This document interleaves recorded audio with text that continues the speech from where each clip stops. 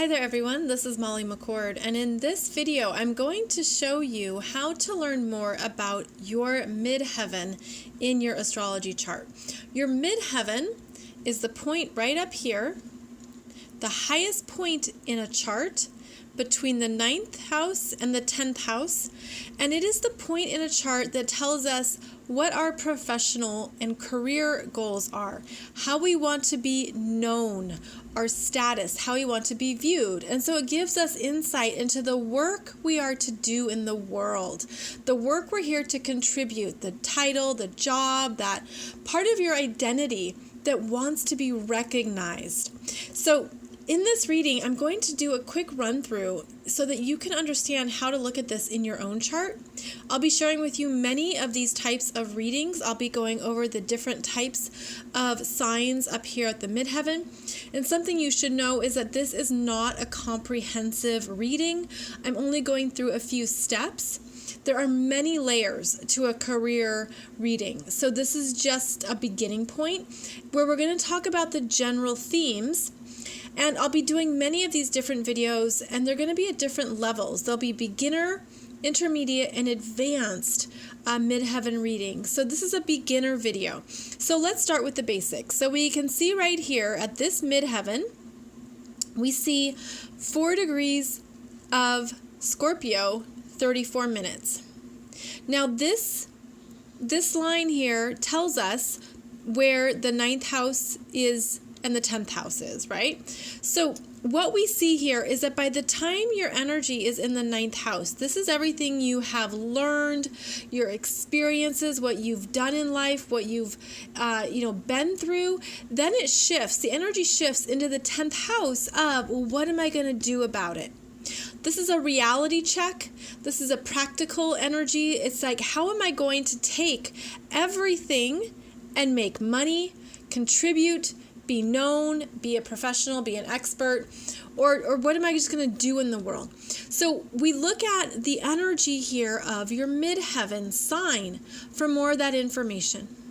Now in this person's chart, her midheaven's at 4 degrees of Scorpio, and then in her 10th house is Neptune at 28 degrees of Scorpio. So then we look at the energies of Scorpio.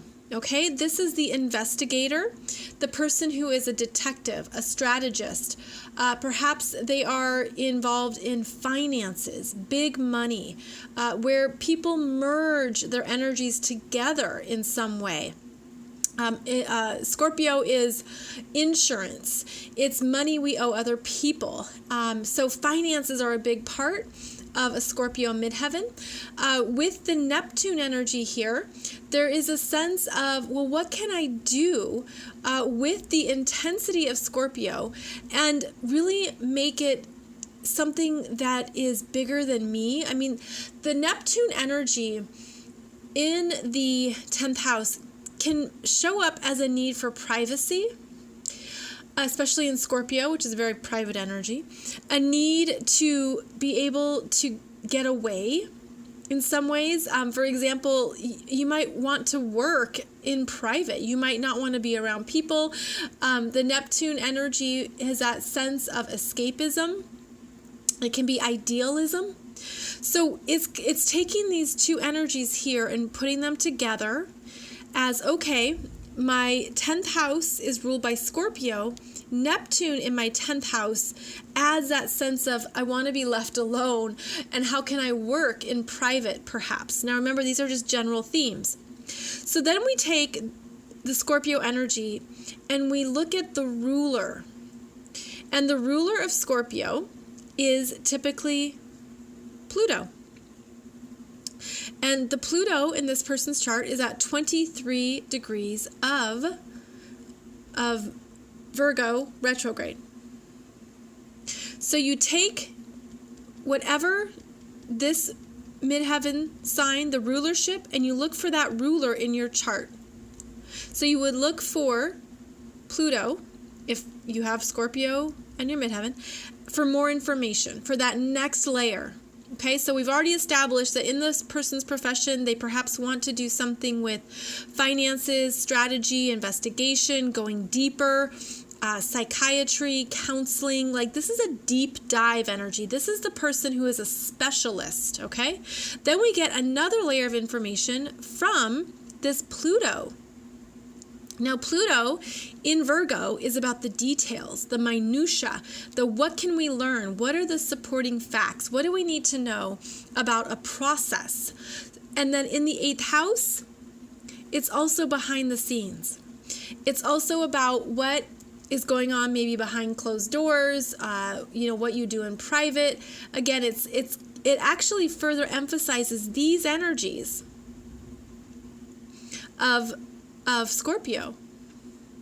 So this is someone whose career is about doing something behind the scenes that is deep dive work, be it research, strategy, investigation, detective, case studies, and going into the particulars of that work, the details, what's been overlooked, what do we need to see here, what can be improved, what systems can be improved, where can we make this more efficient, where can we perfect it.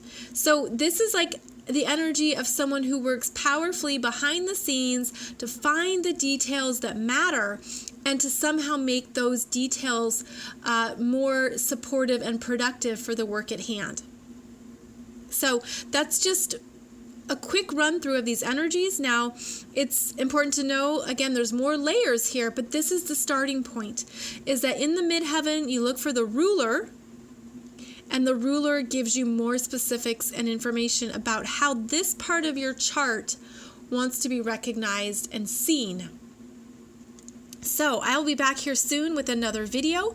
I'm going to have a lot of these videos for you, and please check them out because each one's going to be different, and I hope that you learn something new from each video. Thanks so much. I'll see you soon.